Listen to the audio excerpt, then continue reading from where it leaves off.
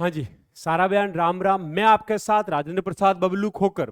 देखो, अपना जो भी चैप्टर है, जो यूनिट्स है, जिसके बारे में बात करते हैं, वैसे भी हिंदुस्तान गवर्नमेंट, भारत सरकार, अपनी सरकार अमृत महोत्सव भी मनाती है। तो आज आप टांट्या भील के बारे में जानना चाहिए। हमारे वीर, हमारे भगवान टांट्या भील मामा, या जिनसे ब्रिटिशर्स या यूएस के लोग, अमेरिका के लोग न्यूयॉर्क में बैठे बैठे robin hood of the India के नाम से जानते थे।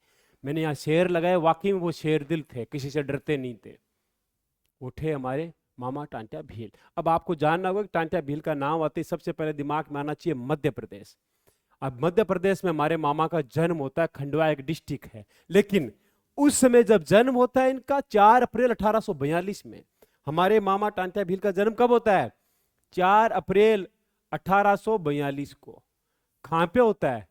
नागपुर रियासत में। अब नागपुर रियासत में कौन राजा है? मराठा। मराठाओं में कौन है?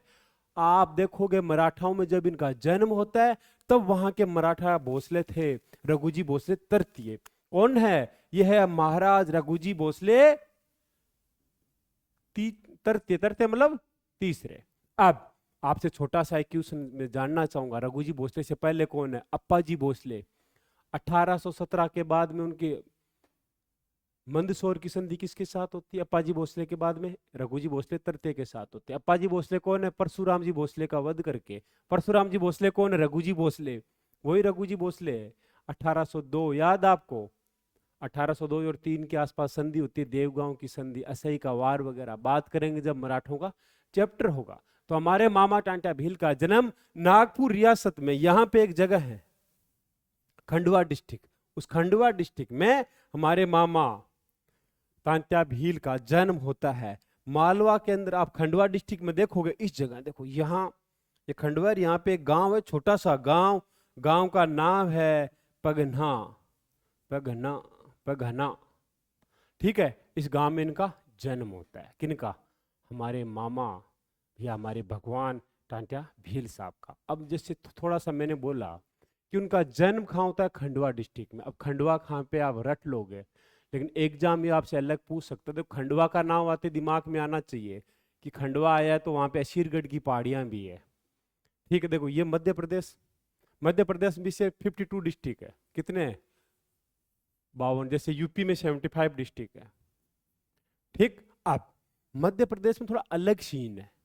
अलग सीन ये है कि अगर हम मध्य प्रदेश की बात करें तो शेड्यूल ट्राइब, भील वगैरह जितने भी शेड्यूल ट्राइब्स है वो इस एरिया में ज्यादा, जहाँ पहाड़ी एरिया, ये एरिया में ज्यादा मिलेगी आपको।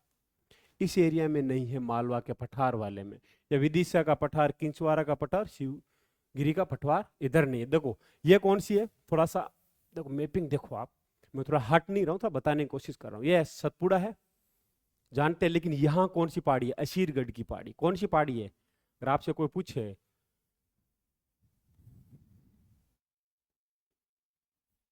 असीरगढ़ की पहाड़ियाँ, असीरगढ़ की पहाड़ी जस्ट आप यहाँ आओगे तो ये गाविलगढ़ की पहाड़ियाँ। कौन सी? गाविलगढ़ की पहाड़ी। गाविलगढ़ के जस्ट आगे यहाँ पे है बुंदेल, सॉरी, बैतूल का पठार। ठीक। सतपुड़ा की बात कर रहा हूँ, यहाँ पे जस्ट आओगे आप। देखो मैंने बोला कि असीरगढ़, बैतूल। बैतूल के जस्ट आगे आप आओगे तो यहाँ से एक नदी निकलती है और उस नदी का नाम है केघन। कंगन घाटी भी बोलते हैं, केगन घाटी भी बोलते हैं उसको। कंगन भी बोलते हो या फिर केगन घाटी या फिर कंगन घाटी। ये एक नदी है, वो किस में मिलती है? वेनगंगा में जाके मिल जाते। जस्ट इसके आगे यहाँ है महादेव की पहाड़ियां। कौन सी पहाड़ियां है? महादेव। और इसी महादेव की पहाड़ी पे सतपुड़ा की सबसे ऊंची चोटी है धूपगढ़। कौन सी है भाई? धूपगढ़। आपसे पूछा कौन सी? धूपगढ़ है, जिसकी लंबाई लगभग 1351 के आसपास है, 1351 मीटर के आसपास है। तो अब मैंने अब आगे जैसे यहाँ आगे लोग कहते हैं कि अमरकंटक की चोटी कहाँ पे है? मैकाल की पहाड़ियां का देखो, इधर है छत्तीसगढ़, इधर है मध्य प्रदेश। छत्तीसगढ़ और मध्य प्रदेश के इसी बॉर्डर पे ये तो है रायगढ़ का पठार। कौन? रायगढ़ का पठार। रायगढ़ के पठार के जस्ट यहाँ पे है मैकाल पर्वत श्रेणी। कौन सी श्रेणी है? मैकाल। और इसी मैकाल श्रेणी में एक पहाड़ी है अमरकंटक। कौन सा है? अमरकंटक। अमरकंटक। और यही अमरकंटक है 1127 मीटर। इसी अमरकंटक से यहां से दो नदी निकलती है। एक नदी है, देखो यहां से निकलती है एक नदी, ये है नर्मदा। कौन सी? मां नर्मदा। किनके? विंध्य और सतपुड़ा के बीच में। दूसरा एक मैंने बोला नर्मदा, तो बैतूल का पठार यहां पे बताया मैंने। बैतूल के पठार से निकलती है तापी, सतपुड़ा के नीचे से तापी, इधर नर्मदा, और इस यहीं से ही अमरकंटक से कौन निकलती है? मां सोन। अब आपसे कोई पूछे तो इनके बारे में बता सकते हो। दूसरा आप जस्ट ऊपर देखोगे, देखो ये कौन है? विंध्य श्रेणी। विंध्य श्रेणी में आप यहां देखो तो यहां है भांडेर का पठार। कौन सा पठार? भांडेर का पठार। भांडेर के पठार के जस्ट नीचे ये वाला एरिया कौन सा? बघेल का पठार। बघेलखंड भी बोल सकते हैं। बघेलखंड इसको बोलोगे तो भांडेर के पठार का एरिया के जो ये वाला एरिया है, ये है बुंदेलखंड। कौन सा एरिया? ये है बुंदेलखंड। कौन सा आएगा? बुंदेलखंड।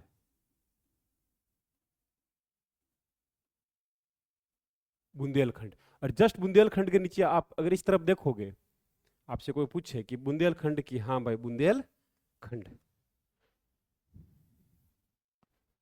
तो ये वाला एरिया कौन सा? शिवपुरी का पठार, ये किचनवार का पठार, और ये वाला विदिशा का पठार।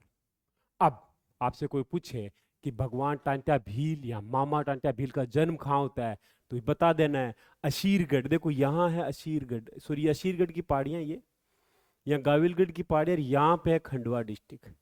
यहाँ पे मतलब तापी नदी के ऊपर एक डिस्ट्रिक्ट है, वहां पे हमारे भगवान मामा तात्या भील का जन्म हुआ। अब 4 अप्रैल को उनका जन्म हुआ, लेकिन जैसे ही देखो छोटी सी कहानी ये है कि अंतिम नागपुर के सम्राट कौन थे? रघुजी भोसले तृतीय। रघुजी भोसले तृतीय से 1853 में नागपुर ले लिया जाता है मराठों से। अब नागपुर पर और इन पे राज किसका? ब्रिटिशर्स का। उसी समय ब्रिटिशर्स एक कानून लेके आते हैं 1871 में, 1871 में। कानून का नाम है द क्रिमिनल ट्राइब्स एक्ट। इस एक्ट कानून में यह था, जितनी भी ट्राइब्स वगैरह है क्रिमिनल, जिनको इस ट्राइब में एक्ट में शामिल किया गया है, बिना कोई जांच, बिना कोई मुकदमा, जब मन करे किसी भी ट्राइबल पीपल्स को उठा के और मार दो। ये ब्रिटिशर्स थे। वो ब्रिटिशर आज हमें पाठ सिखाते हैं। आज हमारे देश के कुछ लोग ये कहते हैं कि ब्रिटेन से सीखो, वेस्टर्न कंट्री से सीखो डेमोक्रेसी कैसे चलती है। वो डेमोक्रेसी के नाम में वो लोग डेमन थे, और वो हमें सिखाने की जरूरत ना करे। और कुछ हमारे लोग उनसे सीखने की कोशिश ना करो मेरे भाइयों। घर का बेदी लंका डाए ना बनो ऐसा, ठीक? ज्ञान मत दो कि हिंदुस्तान को कैसे चलना है। हिंदुस्तान हिंदुस्तान की तरह ही चलेगा जैसा चलता आया है। देखो अब भील वहां की जनजाति है, हमारे भील भाई, इनको सबको पकड़ के 1871 में सारों को पकड़ा गया। लगभग जिसका मन किया, जिस भील, कोई भी छोटा बच्चा भी अगर कुछ बात भी करा, उनको सबको पकड़ा गया उसी समय 1800। अब इसके अंदर करते क्या? किसी को भी पकड़ लेते, टॉर्चर करते। दादागिरी ब्रिटिशर्स के लिए खिलौना हो गया है। टॉर्चर करते, मार काट वगैरह, अंग वगैरह सब कुछ करते, रेप वगैरह सब करते हैं वो लोग। वो इंसान नहीं थे, इंसान के बेस में भेड़िए थे वो। और भेड़िए से भी नीच कौम होते नहीं, वो लकड़बग्गे टाइप के लोग थे वो। अब तात्या भील साहब को इसी कानून के तहत, क्रिमिनल कानून के तहत, सबसे पहले 1876 में गिरफ्तार किया जाता है। मामा टाट्या भील को, हमारे भगवान मामा टाट्या भील को। क्यों? बिना कोई काम बैठे थे, इनको गिरफ्तार कर लिया। 1 साल जेल की सजा होती है। फिर ये जेल से निकलने के बाद में इन्होंने कभी पीछे मुड़ के नहीं देखा।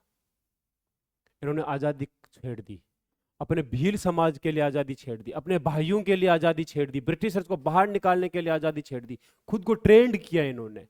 भील अधिकतर तीरंदाजी वगैरह चलाते, लेकिन आप पिक देखिए, भगवान टांट्या भील की पिक में आप बंदूक देखोगे। इन्होंने आधुनिक हथियार यूज करना शुरू किया ब्रिटिशर्स के खिलाफ, और ब्रिटिश इनको चने चबाने शुरू कर दिए उनके, ठीक? उनकी रातों की नींद खराब कर दी हमारे मामा ने। अब ये पहाड़ियां, इन्हीं पहाड़ियों में इनकी जमीन थी, सारी जमीन ब्रिटिश ने छीन ली, बड़े लोगों ने छीन ली, बिना जमीन के। मलेरिया भी हुआ इन पहाड़ियों में, इन दलदलों में, बिना कोई छत के रहे। ब्रिटिशर्स को लूटा, जितने भी धनाढ़े लोग थे उनको लूटा, और सारा का सारा पैसा अपने समाज के लोगों को दिया। सारी की सारी लूट बांटते थे। इसीलिए आपको कोई पूछे कि भगवान टांटा भील साहब ने क्या किया, रॉबिन हुड क्यों बोला जाता, अभी आगे बात करेंगे। तो फर्स्ट टाइम गिरफ्तार किया इन्होंने, काम शुरू कर दिया छापामार युद्ध प्रणाली। इसी के तहत इनको वापस दूसरी बार गिरफ्तार किया जाता है 1878 में हाजी नसरुल्लाह खान यूसुफजई के द्वारा। गिरफ्तार तो कर लेते हैं, जेल तोड़ के चला जाता है कि परिंदे को कैद नहीं कर सकते, और भगवान को कोई कैद करके रख पाया है, किसकी औकात है।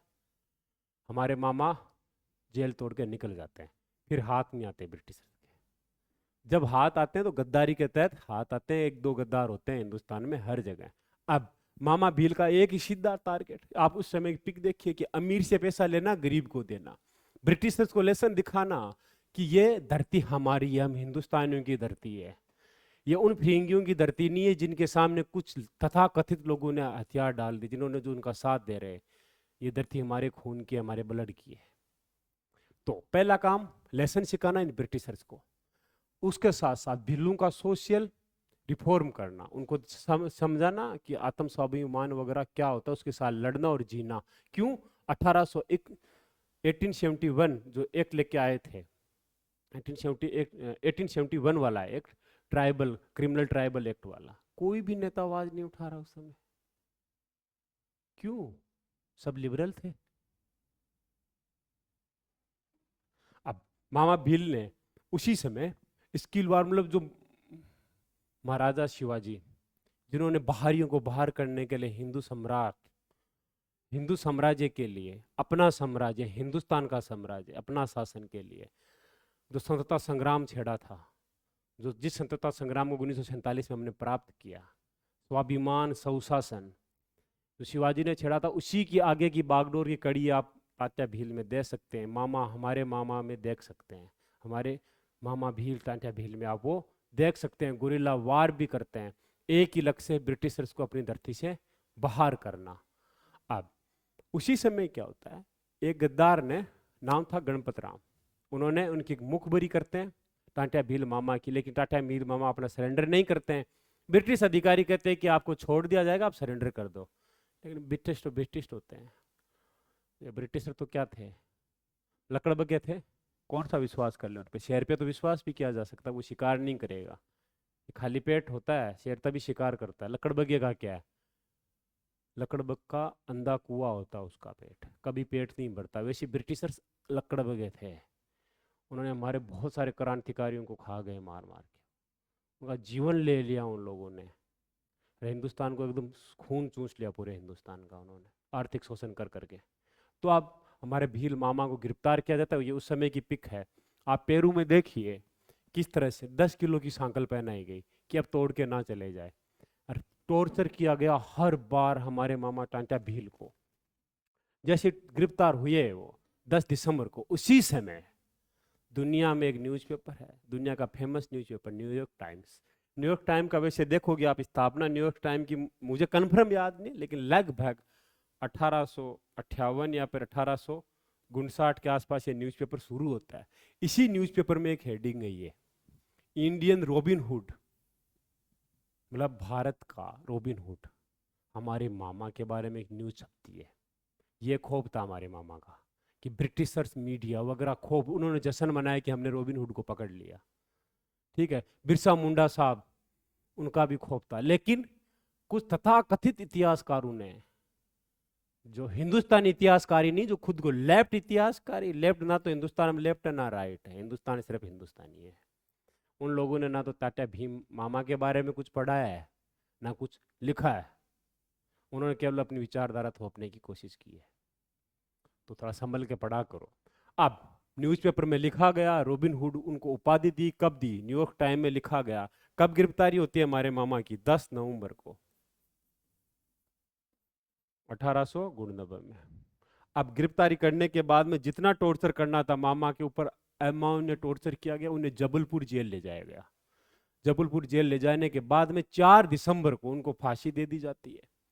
इसी के साथ हमारे मामा टाटा भील साहब शहीद हो जाते हैं। इसी तरह एक और आंदोलन चला था, देखो राजस्थान में भी एक आंदोलन चला था 1913 में, आप देखोगे गोविंदगिरी साहब के, मानगढ़ की पहाड़ियां गोविंदगिरी, जिन्होंने भीलों के लिए, आज भी मानगढ़ की पहाड़ी में हमारे प्राइम मिनिस्टर माननीय श्री नरेंद्र मोदी जी भी गए थे। जलियांवाला बाग हत्याकांड हम सबको याद है, लेकिन एक याद रखना, जलियांवाला बाग हत्याकांड से भी सबसे बड़ा हत्याकांड हुआ था 17 नवंबर 1913 को। निहत्थे हमारे भील भाइयों को इन ब्रिटिशर्स, इन लकड़बग्गू ने मारा था। कहते शेर शिकार करता है, इन्होंने कोई शिकार नहीं किया, घेर के मारा। और गोविंदगिरी, भगवान गोविंदगिरी, हमारे गोविंदगिरी, इन्होंने सिर्फ कोई विद्रोह नहीं किया, इन्होंने ये कहा था कि मैं भील समाज को सुधारने की कोशिश कर रहा हूँ, दारू वगैरह मांस इन सब को दूर करने की बात, एक भक्ति मोमेंट शुरू किया था उन्होंने, ईसाई मशीनरी का विरोध किया था। उनकी सजा ये मिली, सारे भक्तों को मार दिया गया, गोविंदगिरी साहब को गिरफ्तार कर लिया गया। तो आप पढ़ेंगे इनके बारे में। अब देखो वजह यह है कि मैं ये लेके क्यों आया हूँ, अब वजह यह है कि चैप्टर की वजह एक ये है कि मैं ये वीडियो क्यों लेके, वीडियो लेने की वजह है कि अभी इलेक्शन है राजस्थान और मध्य प्रदेश में। तो राजस्थान में इलेक्शन है तो आपको पता है सीटें रिजर्व होती है एससी और एसटी के लिए। तो मैंने बोला कि सीट रिजर्व है एससी और एसटी के लिए। तो सबसे पहले एससी और एसटी कौन से आर्टिकल के तहत सीटें रिजर्व होती है स्टेट्स में, तो आप पढ़ना है जाके, आपको आर्टिकल 332 इसमें बता। अब देखो मैंने बोला 332 में सीटें रिजर्व है। तो राज्य ये है मध्य प्रदेश, तो मध्य प्रदेश में आप मैपिंग देखो, थोड़ा मैंने कलर दे रखा है इस मैपिंग में, मैंने नहीं दे रखा, विकिपीडिया से डाउनलोड कर रखा है, इतना भी मैं कोई ज्यादा ग्राफिक वाला ना हो। तो इसमें ये देखो कलर वगैरह आप देख रहे हो, ये पीला कलर है भाई, ये सीटें किन की, ये सीटें किन की, देखो ये वाली सीटें जितनी भी है ये सब एसटी ट्राइब की है, शेड्यूल्ड ट्राइब। तो मैंने ये भी बोला था कि जो विंध्य और जो सतपुड़ा वाला एरिया, मेकाल वाला एरिया, जो जंगल वाला एरिया, वहां पे शेड्यूल्ड ट्राइब है। तो अब मध्य प्रदेश में टोटल सीट है 230, किसकी, लेजिस्लेटिव असेंबली की। उन्हीं 230 सीटों के अंदर 45 सीट रिजर्व है एसटी के लिए, कितनी, एसटी के लिए, 33 सीट है एससी के लिए, शेड्यूल कास्ट के लिए। ठीक, आप देखो इसके अंदर इस मैप में। अब आपसे कोई ये पूछे, अब जैसे मैंने बोला कि इतनी सीट कितनी है, शेड्यूल ट्राइब ही कितनी है, एसटी की 45, लेकिन यूपी की बात करोगे आप, यूपी में 86 सीट क्या है, रिजर्व है। 86 में से 84 सीट है, 84 सीट है एससी के लिए, किसमें, उत्तर प्रदेश में, जबकि 2 सीट है एसटी के लिए। और ये 2 सीटें कब आई, 2017 के बाद में आई है एसटी के लिए। अब कंफ्यूजन ये है कि यहां 2 क्यों, यहां 45 क्यों। आप आर्टिकल 332 पढ़ोगे, उसमें लिखा है जनसंख्या के अनुपात के अनुसार एससी और एसटी की सीटें रिजर्व रहेगी, समझ गए। अब आगे इसी तरह ये राजस्थान है, देखो राजस्थान में भी 200 सीटें हैं, 200 सीटों में आप देखो, अब एसटी की सीटें देखो, ये एसटी की सीटें इस एरिया, तो ये थोड़ा अरावली वाला एरिया, इधर वाला ये वाला एरिया, ये अरावली वाला एरिया, ठीक, ये मेवाड़ अरावली वाला, इस एरिया के अंदर इन 200 सीटों में से राजस्थान में एसटी के लिए है 25 सीट, एसटी के लिए कितनी है, 25 200 में से, और 34 सीट किसके लिए है, एसी के लिए। ठीक, तो अब ये सीटें रिजर्व है, अलग पोर्शन आया आगे। और अब आपसे एग्जाम अलग वे में क्वेश्चन कर सकता है कि इन सीटों पे किन का प्रभाव है, राजस्थान और मध्य प्रदेश की सीटों पे जो भील वाला एरिया है, भगवान टाटा भील साहब का, और इतिहास में पढ़ाया जाना चाहिए, वो हमारे हैं, बिरसा मुंडा साहब भी हमारे हैं, 1830 के कोल विद्रोह के झारखंड में बुद्धू भगत साहब भी हमारे हैं, वीर बुद्धू भगत साहब, जिन्होंने अपने 2 बच्चों का बलिदान दे दिया अपनी आंखों के सामने, वो हमारे हैं। उनका इतिहास पढ़ाया जाना चाहिए और हमें पढ़ना भी चाहिए, उन पे मूवी बननी चाहिए, लेकिन मूवी वाले चुम्मा चांटी की मूवी बनाएंगे, उनको झूमे जो करना करेंगे। अब देखो मैंने बोला कि रिजर्वेशन, तो अगर रिजर्वेशन की बात करें तो पार्लियामेंट के अंदर भी सीटें रिजर्व है, कौन से आर्टिकल कहते हैं, आर्टिकल 330, कितनी सीटें रिजर्व है। आपसे पूछे कि आर्टिकल 330 के तहत पार्लियामेंट में कितनी सीटें रिजर्व है? तो आपको सीधा जवाब देना है। 84 सीट तो है एसी के लिए, शेड्यूल कास्ट के लिए, और 47 सीट है एसटी के लिए। किस में? लोकसभा में। कौन से आर्टिकल? आर्टिकल 330 के तहत। याद रखना भाई आंकड़ा। अब पूछे कि सबसे ज्यादा कौन सा स्टेट में पार्लियामेंट में एसी की सीटें, लोकसभा में, किसमें? लोकसभा में एसी की सीटें सबसे ज्यादा रिजर्व है। तो सीधा जवाब देना है, वो है उत्तर प्रदेश। कितनी सीट? 17 सीट। और एसटी की बात करें तो कितनी सीट है? 6 सीट। किसकी? मध्य प्रदेश की। किसमें? मेंबर ऑफ पार्लियामेंट में सबसे ज्यादा सीटें किसकी रिजर्व है? एसी की, मध्य प्रदेश की 6 सीट। यूपी में क्या मेंबर ऑफ पार्लियामेंट में शेड्यूल ट्राइब की कोई सीट रिजर्व है? नहीं। तो ये एग्जाम में ध्यान रखना। और तात्या भील मामे के बारे में मैंने बताया, ये भी आप ध्यान रखोगे। अब एक और अमेंडमेंट ध्यान रखना, 104 कॉन्स्टिट्यूशन अमेंडमेंट आया था, जिसमें 334 कॉन्स्टिट्यूशन अमेंडमेंट, 334 का जो आर्टिकल है कॉन्स्टिट्यूशन का, उसमें लिखा था 95 कॉन्स्टिट्यूशन अमेंडमेंट हुआ था 104 से पहले। 95 कॉन्स्टिट्यूशन अमेंडमेंट 95 हुआ। इसमें कहा 10 साल के लिए एक्सटेंशन किया जाता है रिजर्वेशन। कौन सा? पार्लियामेंट में और लेजिस्लेटिव असेंबली में। तो 334 का अभी अमेंडमेंट किया, 104 के तहत किए, कॉन्स्टिट्यूशन में अमेंडमेंट करके 104 में 2019 में कि 10 साल के लिए और बढ़ा दिया, मतलब 2023 के लिए। समझ में आया? आगे अब आपसे कोई पूछे एंग्लो इंडियंस के लिए आर्टिकल्स, उनका लिए एक्सटेंशन नहीं किया गया। एंग्लो इंडियंस का आता है 331 में तो था लोकसभा, 333 में था जो राज्य विधानमंडल, स्टेट लेजिस्लेटिव असेंबली। इन दोनों को खारिजी समझो आप। लोकसभा में 2 कर सकते थे और स्टेट में 1 कर सकते, ये दोनों खत्म समझ लो, क्योंकि इनका एक्सटेंशन टाइम पीरियड नहीं बढ़ाया 104 के कॉन्स्टिट्यूशन अमेंडमेंट के तहत। तो आपसे कोई सीट वगैरह पूछे, भगवान तात्या भील के बारे में पूछे, तो आप इसका ध्यान रखोगे। दूसरा, अब मैंने बोला कि उनको जबलपुर जेल में वहां ले जाया गया और वहां फांसी पर लटकाया गया, और फिर उनकी लाश को इंदौर के रेलवे स्टेशन के आसपास फेंका गया। वो तो क्रूर थे, लकड़बग्गे थे, उनकी क्या इज्जत की जा सकती है ब्रिटिशर्स की? और उनसे, उन ब्रिटिशर्स से क्या ही आस की जा सकती है कि वो हमारे मामा के साथ तहे दिल से पेश आएंगे? जबकि हम लोग ब्रिटिशर्स के साथ, हमारे बहुत सारे लोग, उन्होंने बहुत सारे ब्रिटिशर्स को इज्जत दी, नवाजा, उनको हिंदुस्तान में घुसने दिया। देखो ये मैप दिखा रहा हूँ मैं मध्य प्रदेश का, कि तात्या भील मामा का साहब का नाम आया तो ये खंडवा डिस्ट्रिक्ट, यहाँ पे खंडवा डिस्ट्रिक्ट है ये वाला। तो आपको ये रिवर पता है ये कौन सी है? माँ नर्मदा। ठीक, तो माँ नर्मदा पे आपसे पूछे कि ये कौन सा जलाशय, देखो ये पानी सा दिख रहा है, ये तवा जलाशय। कौन सा? तवा जलाशय। तवा जलाशय। जैसे ये है बैतूल के पठार से निकलती है, कौन से पठार से? बैतूल के पठार से। और कौन सा, देखो यहाँ पे आओगे तो ये कौन सा जलाशय है? उकाई जलाशय, गुजरात और मध्य प्रदेश के बॉर्डर पर। ठीक, आप देखो ऊपर देखोगे, एक यहां से नदी निकलती है, यहां पे है इंदौर, ये है चंबल। ठीक, यहां कौन सा सागर है? गांधी सागर। यहां राणा प्रताप सागर, गांधी सागर, राणा प्रताप सागर। चंबल, चंबल जाके लास्ट में मां यमुना में मिल जाती है। अब ये कौन सी है? माही।